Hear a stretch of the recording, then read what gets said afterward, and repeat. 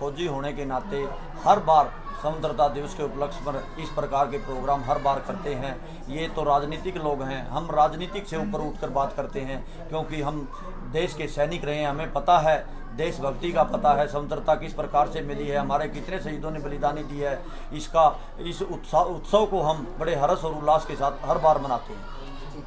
15 अगस्त को स्वतंत्रता दिवस पर 78वां स्वतंत्रता दिवस मनाया जा रहा है। आपने यात्रा निकाली है, तो किस तरह यात्रा और कहाँ से चली थी और कहाँ तक ये यात्रा समापन हुई? सबसे पहले तो मैं सभी पत्रकार बंधुओं को और आपके दर्शकों को मैं नमस्कार करता हूं और 78वें स्वतंत्रता दिवस की बधाई और शुभकामनाएं देता हूं। आपने पूछा यात्रा कहां से कहां तक हुई। यात्रा रेलवे फाटक अंडरपास लितानी रोड से लेकर और आम आदमी पार्टी कार्यालय पालुआ अड्डे के पास ट्रक मार्केट तक यात्रा का यहां पर समापन हुआ। और हमारे साथी, आपने देखा होगा, जितने साथी, हजारों साथी वहां से चले थे, पूरे के पूरे यहां तक पहुंचे हैं। हमारे साथी सारे के सारे क्रांतिकारी साथी थे, देशभक्त साथी थे। इनका जो जज्बा था आपने भी देखा होगा। एक हमारा साथी तो अब ये पीछे खड़ा, आपको बताना चाहता हूं, इसका पैर सीवरेज में, क्योंकि पानी भरा हुआ, आपने देखा होगा, पानी में जब हम चल रहे थे इसका पैर सीवरेज में फंस गया था और परमात्मा की असीम कृपा है कि टूटने से बच गया। मैं तो परमात्मा की असीम, प्रशासन का तो आपने देखा होगा किस प्रकार से क्या हाल है, वो सबके सामने है। फौजी साहब, स्वतंत्रता दिवस राजनीतिक लोग मनावा है, लेकिन आप राजनीतिक फौजी भी हो, तो आपका मतलब व्यक्तिगत फीलिंग क्या है, जो एक आम आदमी और एक फौजी? साथी, मैं आपको बताना चाहता हूँ, ये स्वतंत्रता दिवस राजनीति से ऊपर उठकर 140 करोड़ लोग हैं जो हमारे देशवासी हैं, सारे के सारे बड़े प्यार से और हर्ष और उल्लास के साथ मनाते हैं, क्योंकि ये दिन देखने के लिए हमारे कितने शहीदों ने कुर्बानी दी है, हमारे कितने पूर्वजों ने कुर्बानी दी है, जब जाकर ये हमारे को आज़ादी मिली थी। इसलिए फौजी आदमी को तो फीलिंग होती है, लेकिन पूरे के पूरे 140 करोड़ देशवासियों को इसी प्रकार की फीलिंग होती है। फौजी साहब, हम देखते हैं स्वतंत्रता दिवस हर कोई मनाता है, तिरंगा जो हमारी आन बान और शान कहा जाता है, बड़े चाव से रखेंगे उस दिन तिरंगे को, लेकिन बाद में जो है कहीं पैरों में आएगा, कहीं कुछ होएगा।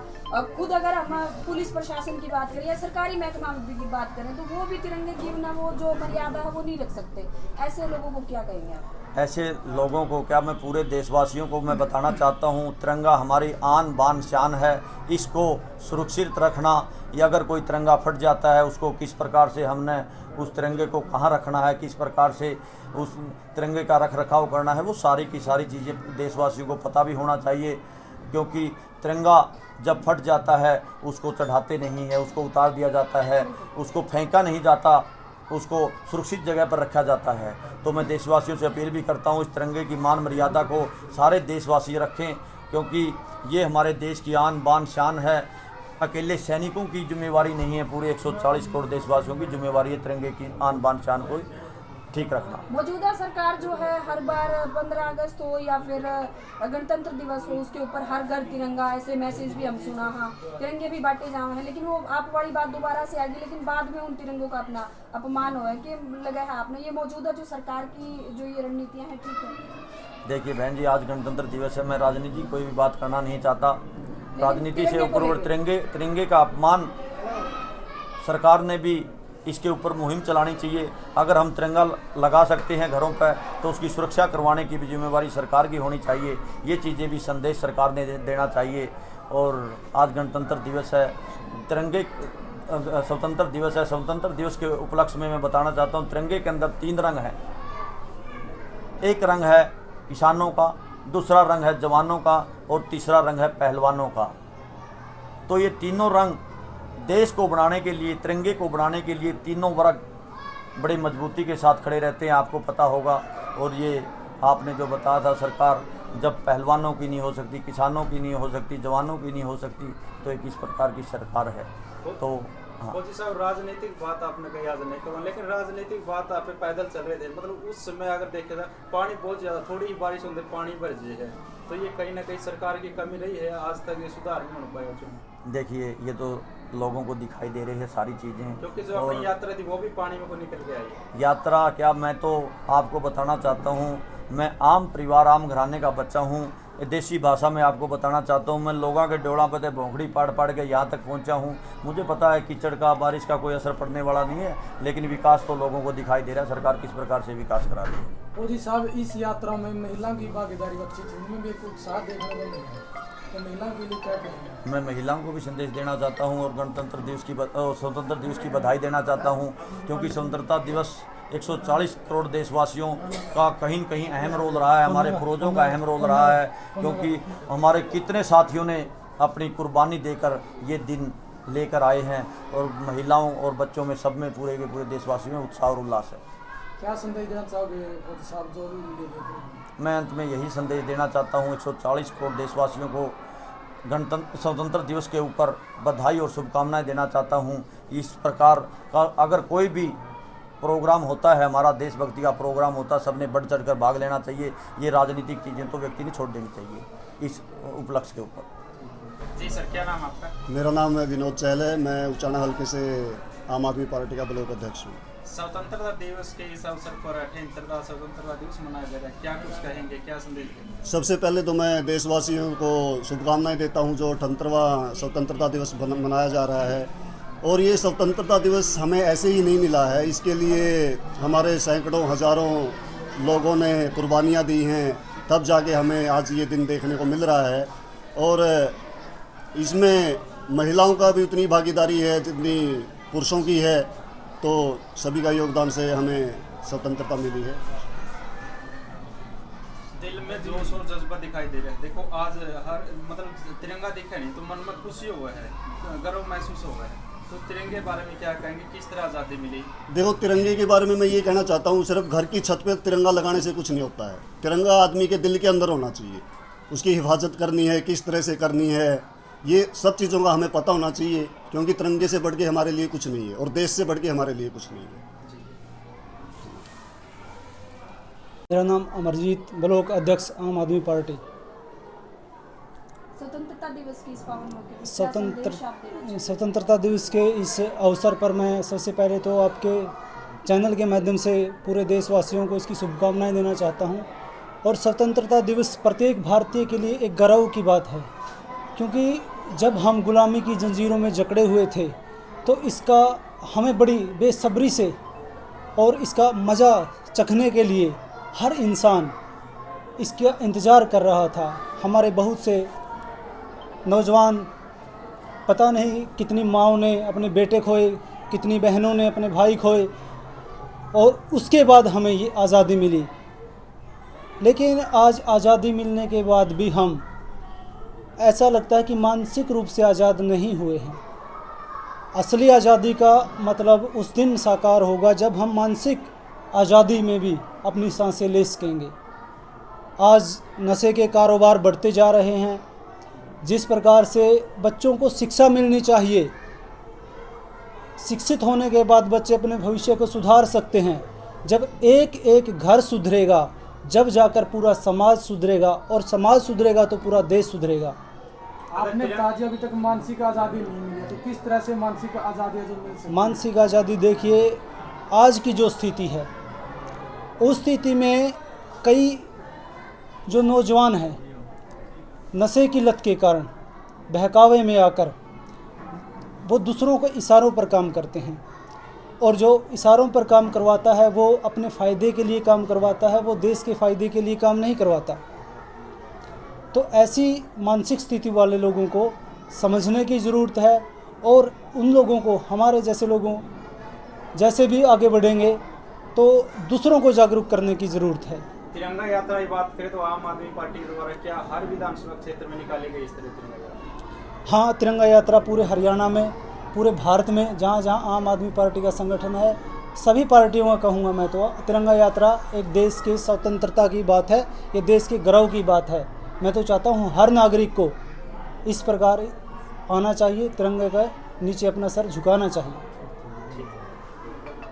अपना परिचय दिएगा। साथियों, मैं मनोज एडवोकेट और legal cell joint secretary Haryana प्रदेश आम आदमी पार्टी। क्या कहना चाहेंगे आज आज़ादी के जो 78 साल हो चुके हैं, इस उपलक्ष्य में क्या संदेश देना चाहेंगे? सबसे पहले तो मैं आपके चैनल के माध्यम से, आप लोगों के माध्यम से देशवासियों और प्रदेशवासियों को स्वतंत्रता दिवस की शुभकामनाएं देते हैं। और साथियों, हमारा देश ऐसे ही नहीं आज़ाद हुआ। इस आज़ादी को पाने के लिए हमारे आज़ादी के मतवालों ने इस बादरे वतन के लिए शहादत दी थी, और उनके सपने थे इस देश के लिए। उनके सपने थे इस देश के लिए कि भारत देश आज़ाद होगा, और आज़ादी के बाद भारत का हर नागरिक खुशहाल होगा, चाहे वो व्यापारी हो, किसान हो, पहलवान हो, समाज का हर वर्ग खुश होगा, और भारत के हर नागरिक को रोटी, कपड़ा और मकान, शिक्षा, सुरक्षा और सम्मान की गारंटी होगी। और इसी उद्देश्य को लेकर के आम आदमी पार्टी लगातार संघर्षशील है। आम आदमी पार्टी का प्रत्येक कार्यकर्ता संघर्षशील है, और आम आदमी पार्टी हमारे शहीदों को मूर्त रूप देने के लिए दिल्ली के रामलीला मैदान से लगातार संघर्ष कर रही है। और आज इस स्वतंत्रता दिवस के मौके पर आम आदमी पार्टी के प्रत्येक कार्यकर्ता ने शपथ ली है कि जब तक हमारे शहीदों का सपना पूरा नहीं हो जाता, हम लगातार संघर्ष करते हैं। और साथियों, मेरे से पहले एक साथी ने कहा कि सिर्फ घरों पे तिरंगा लगाने से हम तिरंगा का सम्मान नहीं। तिरंगा इस देश के प्रत्येक नागरिक का मान, सम्मान, स्वाभिमान का प्रतीक है। और जब तक आम आदमी पार्टी के प्रत्येक कार्यकर्ता में लहू की एक बूंद रहेगी, हम इस तिरंगे का सम्मान करेंगे, इस तिरंगे की रक्षा के लिए अपनी जान न्यौछावर कर देंगे। ये हम शपथ लेते हैं। इस स्वतंत्रता दिवस पार्टी किस तरह काम करेगी देशभक्ति के लिए, देश के लिए, देश की शान के लिए, देश की आन बान शान के लिए? साथियों, आपने अच्छा सवाल किया। सबसे पहले तो मैं फौज साहब ने बताया था कि इस तिरंगे में 3 रंग हैं, जवान, पहलवान और किसान। पूरे देश के अंदर अगर हमारा सेना में कोई जवान शहीद हो जाता है तो आम आदमी पार्टी एक ऐसी पार्टी है कि 1 करोड़ रुपए की राशि का सहयोग देती है। इस राशि के माध्यम से हम देश के जवानों का सम्मान कर रहे हैं। और आम आदमी पार्टी जहाँ जहाँ हमारी सरकार और हमारा पूरे देश का मैनिफेस्टो है कि अंतिम पंक्ति में बैठे हर गरीब मजदूर किसान के बच्चे को शिक्षा मिले, हर आदमी को रोजगार मिले, हर आदमी अगर बीमार हो जाता है उसको स्वास्थ्य सुविधाएं मिले। इन तमाम मुद्दों को लेकर के हम जहाँ जहाँ हमारी सरकार, पंजाब और दिल्ली में हमने काम करके दिखाए हैं, और पूरे देश के अंदर जहाँ जहाँ हमारी सरकार आएगी पूरे देश के अंदर हम काम करेंगे। महात्मा गांधी ने कहा था कि देश का विकास तब होगा जब अंतिम पंक्ति में बैठने वाला हर आदमी, गांव, गरीब, मजदूर, किसान और देहात में रहने वाला आदमी खुश होगा। और हम उन्हीं मुद्दों को लेकर के, उन्हें हमारे स्वतंत्रता सेनानियों को अनुयायी मान करके उन हर मुद्दे पर काम करें। और दिल्ली के अंदर जब हमारी सरकार थी, हमारी सरकार आई, तो मैनिफेस्टो में एक भी मुद्दा ऐसा नहीं था जो हमने पूरा नहीं किया। और पूरे देश के अंदर ये पहली सरकार है जिन्होंने चुनाव में जो वादे किए वो पूरे किए। इन तमाम मुद्दों को लेकर के हम समाज के हर वर्ग के कल्याण के लिए काम कर रहे हैं और लगातार करते रहेंगे। जय हिंद।